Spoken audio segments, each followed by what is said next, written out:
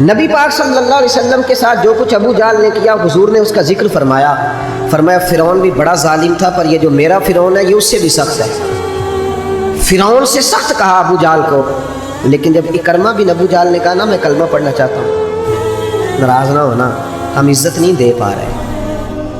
جو 99 خوبیاں ہیں لوگوں کی وہ چھپ جاتی ہیں، پر ایک خامی ساری دنیا دیکھتی ہے۔ یہ ہمارے اندر کی وہ کمزوری ہے جس نے ہمارے علماء اور مشائخ اور بزرگوں تک کو معاشرے کے اندر بدنام کر دیا ہے۔ ہم نے وہ ایک خامی تو دیکھی، پر اس شخص کی ساری زندگی کی خوبیاں چھوڑ دی۔ تیری نظر ایک خامی پہ گئی ہے، اس کا مطلب ہے تیرا اس مکھی سے تعلق ہے جو صرف گند پہ بیٹھتی ہے، پھول اسے نظر ہی نہیں آتا۔ ہماری ہر محفل میں جب کوتاہیاں ڈسکس ہوں گی تو پھر دنیا میں اچھا کون بچے گا؟ رسول کریم عزت دینے آئے، سنو اور یاد رکھو، اکرمہ بن ابو جہل کے بیٹے کلمہ پڑھنے آ رہے ہیں۔ میرے کریم رسول حضرت ابو بکر صدیق فرماتے ہیں میں اس دن اتنا رویا کہ میری داڑھی آنسوں سے بھر گئی۔ نبی کریم فرمانے لگے بھائی مجھے خبر ملی ہے کہ اکرمہ کلمہ پڑھنے آ رہا ہے، آؤ ذرا سارے بیٹھو میری بات سنو، حضور حکم کرے۔ تو محبوب نے فرمایا کوئی اس کے سامنے اس کے باپ کو گالی نہ دے، کوئی اس کے باپ کو اس کے سامنے برا کہہ کے نہ پکارے، کوئی یہاں ایک اور بات بھی کرنی بڑی ضروری سمجھتا ہوں، جو پکا بے ایمان کافر تھا، بے ایمان، جب حضور نے منع کر دیا کہ اس کے بیٹے کو تکلیف ہوتی ہے، جس کا کفر نص قطعی سے ثابت ہے، ان الذین کفروا سواء علیہم انذرتهم ام لم تنذرهم لا یؤمنون، اس آیت کی تفسیر میں جہاں بھی آپ کھولیں گے پہلا نام ابو جہل کا ملے گا، جس پر نص آ گئی کہ اس کی قسمت میں کفر ہے۔ جب وہاں حضور نے فرمایا باپ کو کافر نہ کہنا، بیٹے کو تکلیف ہوگی، تو تو بتا جب تو حضرت عبداللہ اور سیدہ آمنہ کے بارے میں بات کرتا ہے تو حضور کے دل کو تکلیف نہیں ہوتی؟ شرم نہیں آتی لوگوں کو؟ حیا نہیں آتی؟ حضور کا دل دکھاتے؟ اور دیکھیں عبداللہ کا معنی ہی اللہ کا بندہ ہے، اور جو آمنہ نام ہے اس نام کا حسن تو دیکھیں، ہو درود تجھ پہ بھی آمنہ اور تیرے لال پر بھی سلام ہو، تو تھوڑا آپ بھی پہچانا کریں۔ جو تیری اماں کو برا کہے تو سلام نہیں لیتا، اور جو نبی پاک کی اماں کے بارے میں بات کہتا ہے تو کہتا ہے مولوی صاحب رل مل کے رہنا چاہیے۔ عجیب بات ہے نا تیری، اس بندے سے سلام لے لے، اس سے گلا ملا لے جس کے سینے میں نبی پاک کے والدین کے بارے میں بغض چھپا ہوا ہے، اس شخص سے سینہ ملائے۔ تھوڑا سا سوچا کریں ہمارا کسی سے جائیداد کا کیا رٹا ہے۔ تو یاد رکھیں اکرمہ جب آ رہے تھے تو نبی کریم علیہ السلام نے فرمایا کوئی اسے اس کے باپ کو اس کے سامنے برا نہ کہے۔ حضرت ابو بکر صدیق کہتے ہیں پھر حضور نے فرمایا کوئی اس کے باپ کا کفر نہ گنوائے، کوئی اس کی زیادتیوں کا ذکر نہ کرے، کوئی اس کے بارے میں کوئی آیت نہ پڑھے، کوئی میرا قول نہ دہرائے۔ حضرت سیدنا ابو بکر صدیق فرماتے ہیں میں رونے لگا تو مجھ سے حضرت ابو دردہ کہنے لگے آپ کیوں رو رہے ہیں؟ تو میں نے کہا میں رو رہا ہوں محبوب کی رحمت للعالمین پہ کہ محبوب یہ کس کے استقبال کی تیاریاں کرا رہے ہو، اور ساری زندگی تکلیف دی کن کے استقبال؟ خدا را ساری۔ اب یقین کریں آپ بیٹھ گئے کسی مجلس میں، ناراض نہ ہونا، علماء نیک لوگوں کی بات نہیں کرتا، اپنی اور آپ کی کر رہا ہوں، ہم کسی محفل میں بیٹھ جائے نا، ہم نے اب گناہوں کے نام بدل لیے ہیں، جھوٹ کا نام ہم نے بہانہ رکھا ہے، میں بہانہ کر چڑھیا سے، حالانکہ سچی بات کیا ہے؟ جھوٹ بولا۔ اور یہ غیبت کا نام ہم نے بدل کے گپ شپ رکھا ہے، تھوڑی دیر گپ شپ کریں۔ وہ گپ شپ کیا ہے؟ بڑے بڑے مذہبی لوگ میری طرح کے جبہ و دستار، وہ ساتھ والی اتنا اپنی جماعت کی تبلیغ کرنا ضروری نہیں سمجھتے جتنا ساتھ والی جماعت پہ تنقید کرنا ضروری سمجھتے۔ یوں لگ رہا ہے جیسے مقابلہ چل رہا ہے مذہبی لوگوں کا آپس میں، ہر آنے والے کو اور ہر ملنے والے کو اور ہر جس آدمی کا نام ہے اس کی کوئی نہ کوئی کوتاہی تلاش کر کے رکھنا ہمارا وتیرہ بن گیا ہے۔ اس مزاج کو بدلنا پڑے گا، جب یہ مزاج بدلے گا تو معاشرے میں حسن پیدا ہوگا۔ میری طرف جو آدمی بھی تھوڑا سا ممبر پہ بیٹھنے لگتا ہے وہ کہتا ہے میں ہی دین کا کام کر رہا ہوں، جو جماعت بھی کام شروع کرتی ہے کہتے ہیں صرف ہم نے کیا۔ بھئی تم نے کیا تو تم سے پہلے غیر مسلم تھے سارے، تمہیں کیسے پتا چلا یہ دین ہے؟ تھوڑا تھوڑا نرمی پیدا کریں، رویوں کو ٹھنڈا کریں۔ حضرت عمر بن عبدالعزیز گزر رہے تھے، لکڑی کے جوتے پہنے ہوئے تھے، ایک بوڑھے بابا جی سڑک کنارے سو رہے ہیں، حضرت کا پیر آ گیا تو بابا جی اندھیرا تھا، جلدی سے اٹھے۔ جب بندہ اس طرح ہڑبڑا کے اٹھتا ہے نا اچانک فٹافٹ، تو وہ کچھ سخت بات ہی کرتا ہے، تو بابا جی نے اچانک ٹکر ہو موٹر سائیکل کی، بالکل یکدم جملے کیا ترتیب پاتے ہیں آپ اندھے؟ تو بابا جی نے بھی اٹھتے کہا حال انتم الاعمى، پیر پہ پیر آیا تو بزرگ کہنے لگے آپ اندھے؟ بڑی سخت بات تھی، معمولی آدمی نہیں بادشاہ ہیں۔ اور اکیلے نہیں، 4-5 سپاہی ساتھ ہیں، ہاتھ میں تلواریں ہیں، نیزے ہیں، برچیاں ہیں. اور یہ وہ دور تھا کہ وہ بادشاہ کہلاتے تھے لوگ، جمہوری حکومتیں نہیں، ان کا سکہ چلتا تھا. اتنے بڑے آدمی کو کہہ دیا آپ اندھے. اس نے کہا آپ اندھے ہیں. حضرت عمر بن عبدالعزیز نا ہلکا سا مسکرائے اور مسکرا کے کہنے لگے نہیں بزرگوں مجھے نظر آتا ہے. وہ جو ساتھ تھے نا سپاہی، چائے سے کیتلی ہمیشہ زیادہ گرم ہوتی ہے، تو ان سپاہیوں نے تلواریں نکال لی. آپ نے فرمایا تمہیں کیا ہوا؟ کہنے لگے حضور اس نے آپ کو اندھا کہا ہے. آپ فرمانے لگے نہیں انہوں نے تو نہیں کہا. کہا جناب کہا ہے. فرمایا نہیں کہا. کہا جناب کہا ہے. فرمایا بابا جی باتیں تم سے کر رہے تھے مجھ سے کر رہے تھے؟ کہا حضور وہ آپ سے کر رہے تھے. تو فرمانے لگے نادانو انہوں نے مجھے اندھا نہیں کہا، بلکہ وہ تو استفہامیہ جملہ تھا. انہوں نے پوچھا ہے کہ آپ اندھے تو نہیں، تو میں نے کہہ دیا نہیں مجھے نظر آتا ہے. اس میں جھگڑے والی کون سی بات ہے؟ یعنی جتن جتن تے ہر کوئی کھیڑے نا کدی ہارن بھی تے کھیڑ فقیرا، اور جتن دا مل کوڈی پہ گئی ہارن دا مل ہیرا. کسی جگہ کوئی ایسا سٹیٹس ہو، کوئی ایسی جگہ ہو، آپ ہر مقام پہ اگر جہالت ہی کریں گے اور جاہلوں سے ہی آپ بحث کریں گے تو وہ وہیں کے وہیں رہ جائیں گے، پھر تو آگے بڑھ ہی نہیں سکتے، کوئی کام آپ سے ہو ہی نہیں سکتا. نبی کریم صلی اللہ علیہ وسلم تشریف فرمائے ہیں، جناب صدیق اکبر ہیں. ایک بندہ بار بار حضرت صدیق اکبر رضی اللہ تعالیٰ عنہ پہ تنقید کر رہا ہے، بار بار. حضور خاموش ہیں.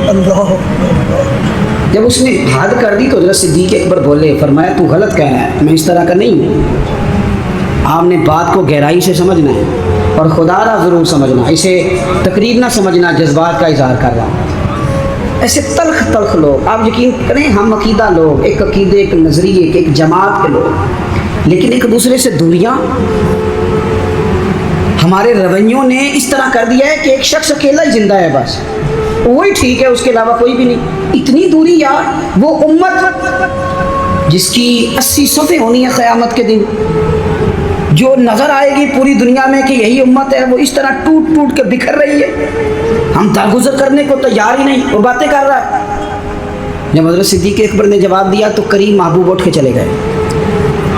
حضرت صدیق اکبر پیچھے دوڑے کہ یا رسول اللہ جب تک وہ باتیں کر رہا تھا آپ بیٹھے تھے، اور جب میں نے جواب دیا تو آ گئے. حضور فرمانے لگے ابو بکر تیرے سرانے رب نے فرشتہ کھڑا کیا تھا. اللہ کرے آپ کو سمجھ آئے. تیرے سرانے فرشتہ تھا، جب وہ بولتا تھا تو تیری طرف سے فرشتہ جواب دیتا تھا. فرشتہ بول رہا تھا جبھی تو میں بھی چپ تھا، فرشتہ تیری طرف سے جواب دے رہا تھا. اور فرمایا جب تو بولا ہے تو فرشتہ چلا گیا تو میں بھی اٹھ کے آ گیا. دیکھیں ہم کوئی لوارث نہیں، خدا رسول والے ہیں. ایسا نہیں ہے کہ کہیں چپ کر جائیں گے تو ہمارا وارث کوئی نہیں. آپ نہ کسی مقام پہ اپنوں کے مقابلے میں تو کہیں خاموشی اختیار کریں، آپ کہیں اپنوں کے بارے میں تو درگزر کریں. امام اعظم ابو حنیفہ رحمۃ اللہ علیہ، آپ کے والد صاحب کا انتقال ہو گیا. 3 دن تعزیت کے لیے بیٹھے، باہر نکلے، چوک میں آئے. ایک بندہ آپ کا حاسد تھا، مخالف تھا، اور سارا علاقہ جانتا تھا کہ آپ کا مخالف ہے. جب آپ باہر نکلے نا تو بہت سارے لوگ تھے چوک میں، وہ بھی سامنے سے آیا. السلام علیکم کے بعد کہنے لگا، توجہ کرنا بات پہ، کہنے لگا ابو حنیفہ سنا ہے آپ کے والد فوت ہو گئے. سب جانتے ہیں مخالف ہے، حاسد ہے، اور حسد کی وجہ سے مخالف ہے، سب کو پتہ ہے. اور حسد بڑی بری چیز ہے. وَمِن شَرِّ حَاسِدٍ إِذَا حَسَدَ، اس کے شر سے اللہ ہم سب کو محفوظ فرمائے. یہ شریر کام ہوتا ہے. آپ کھڑے ہیں، کہتے سنے تیرے ابا انتقال کر گئے. فرمایا ہاں. کہنے لگا اپنی ماں کا نکاح میرے ساتھ کر دو.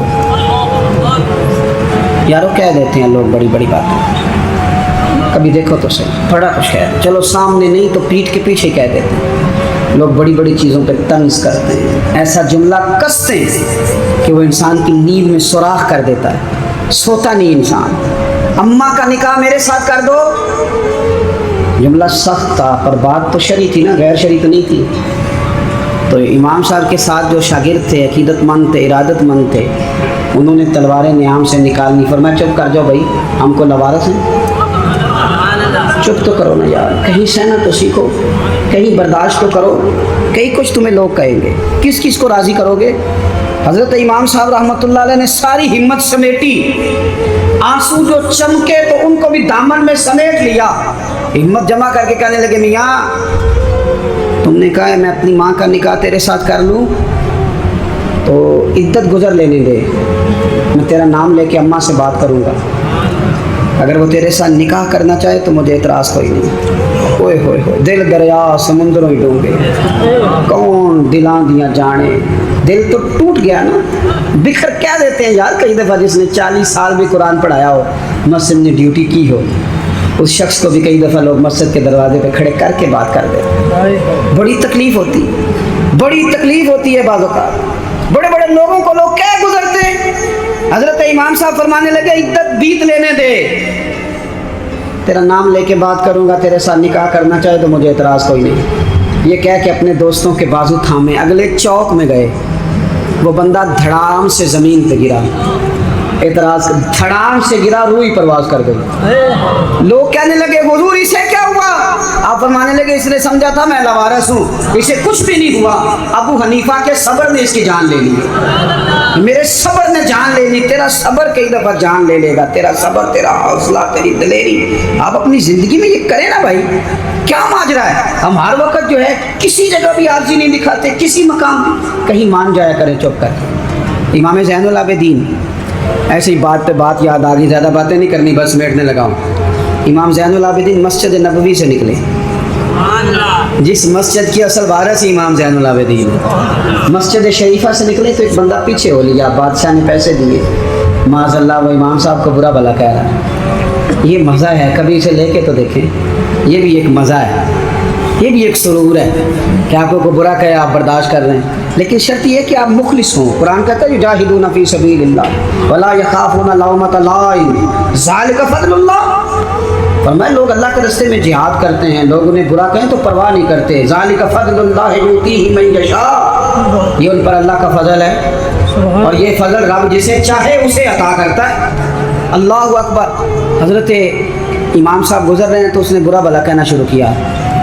امام صاحب جن قدموں سے چلتے تھے وہ چھوٹے کر دیے, قدم چھوٹے چھوٹے, زیادہ باتیں کر لے. امام صاحب کا گھر آ گیا, وہ بندہ تھک گیا, کہتے تو بولتے ہی نہیں. گھر آ گیا تو آپ فرمانے لگے کوئی بات رہ گئی ہو تو کر لے, میرا گھر آ گیا. وہ کہتا ہے مجھ پر تو کسی نے بجلیاں ہی گرا دی. پہلے میں نے اخلاق سنا تھا, اب میں نے اخلاق دیکھ لیا. بجلیاں گر گئی, سناٹا چھا گیا. جب میں سختے میں آ گیا نا, ہم تو دشمن کو بھی پاکیزہ سزا دیتے ہیں. کہتے ہیں جب میں پورے سختے میں آیا تو امام زین العابدین کہنے لگے ٹھہر جا ذرا, جانا نا. اندر تشریف لے گئے, ایک بوتل سرکے کی لائے, ایک شہد کھلائے, اور مجھے تھما کے نا, لمبی بات پھر بھی کوئی نہیں, میرے ہاتھ میں تھما کے کہنے لگے کہ لے جا. میرے دادا مولا علی نے فرمایا تھا پتر جو دروازے تک آئے اسے خالی نہیں بھیجا گا, کہ لے جا تیری مہربانی, تو رکھ دے. وہ شخص کہتا ہے امام صاحب پلٹ کے اندر جانے لگے تو میں قدموں سے لگا, پیر چوم کے کہا حضور وہ تو کسی بدبخت نے میری ڈیوٹی لگائی تھی, قربان جاؤں. قریب آ کے پتہ چلا ہے اگر نواسے کے اخلاق کا یہ حال ہے تو محمد عربی کا اخلاق اس طرح ہے, رسول کائنات علیہ السلام کے اخلاق عالیہ کا حسن کیا ہوگا.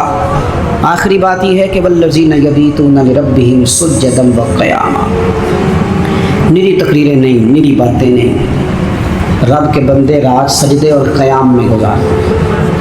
آپ نہ لوگوں کو کتنے بھی دکھ بتائیں گے تو کمزور ہوتے جائیں گے. جتنا آپ لوگوں کے سامنے اپنی پریشانیوں کا ذکر کریں گے کمزور ہوں گے, اور جتنے دکھ مسلح پہ بیٹھ کے رب کو بتاؤ گے طاقتور ہوتے جاؤ گے, طاقتور ہوتے جاؤ گے. آپ نہ جب رات کو بیٹھتے ہیں اور آپ کا مسلح آباد رہتا ہے, یہ موبائل یہ ساری چیزیں آپ کی جان چھوڑتی ہیں, اور صرف زیادہ نہیں, آدھے گھنٹے کے لیے, 20 منٹ کے لیے چند نفل پڑھ کے, تلاوت کر کے, درود و سلام پڑھ کے جب ہاتھ اٹھاتے ہو نا تو آپ کو اللہ روحانی قوت دیتا ہے. یہ جو سجدے کا نور ہوتا ہے یہ بندے کو طاقتور کرتا ہے.